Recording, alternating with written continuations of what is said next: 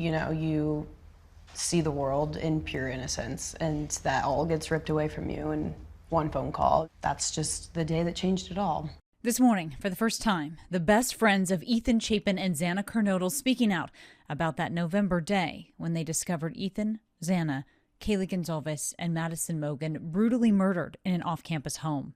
I don't think anyone expects anything like that ever in their life to happen. Hunter Johnson and his girlfriend Emily Allant now telling their story in a new Prime Video docu-series, One Night in Idaho, The College Murders. We were a big group of friends. Why would you target those four?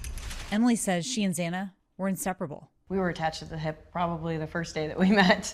Yeah, we just clicked immediately. We were same personalities, I feel like. I love it when people talk about Ethan and Xana sort of being like male and female versions of each other. Oh, it's very much true. They were the same person. Hunter and Emily say the fall weekend started like any other with a big football game. The friends snapping this photo that Saturday. It was a normal weekend for us, just hanging out with our friends. The next morning, Emily says Dylan, one of the surviving roommates, called her concerned, asking her and Hunter to come over. In the documentary, you tell the story of really not feeling alarmed when Dylan called you.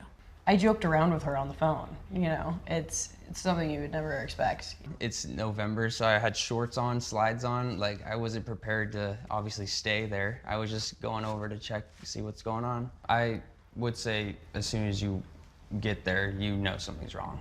Hunter was the first person to arrive to King Road to discover what happened. Their friend Josie Louderin, who was also there, describing the moments in the docuseries. As soon as I stepped in the house, I was like, oh, something is so not right. Like, you could feel it almost. Hunter was ahead of me and Emily and immediately was pushed out, and Hunter was like, get out, somebody call 911. You hear Hunter on the 911 call telling the girls there was an unconscious person protecting them from the graphic details. Is she breathing? No. How did you remain so calm in that moment? Truly, in my heart, I believe God was with me that day, and he gave me the strength to get through that day. As authorities entered the home, the friends say they were told to sit outside, waiting for hours with little information. We watched the ambulance come and we watched them immediately leave. So I think that was a hard part for sure. That second you realize there's no one to be saved. Right. Their best friends inexplicably murdered. Not knowing who was responsible or why, they feared for their own safety. We just left to get away, be safe. Yeah. Is our You mindset. didn't feel safe? No. In the nearly 7 weeks it took police to arrest a suspect, Emily, Hunter, and surviving roommates Dylan and Bethany became the targets of online sleuths and social media attacks. Lots of threats, people saying I should confess to murdering them. I felt like I was less than a person in that point in my life. On December 30th, 2022, police arrested then 28-year-old Brian Koberger. To Emily and Hunter, he was a complete stranger. The murder trial set to begin in August. His attorneys say he's innocent. Does justice lie in a conviction? I don't think there's gonna ever be any justice. I mean, yeah, we can have justice for the conviction of it, but I don't get to still hang out with Ethan. So They still don't get to.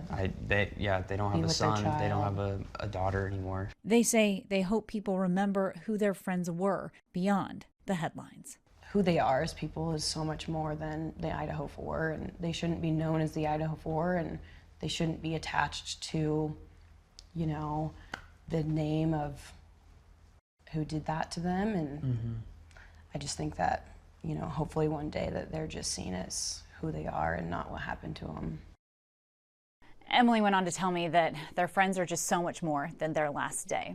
Now, they joined Ethan and Maddie's families to speak in the docu-series One Night in Idaho, The College Murders, which premieres July 11th on Prime Video.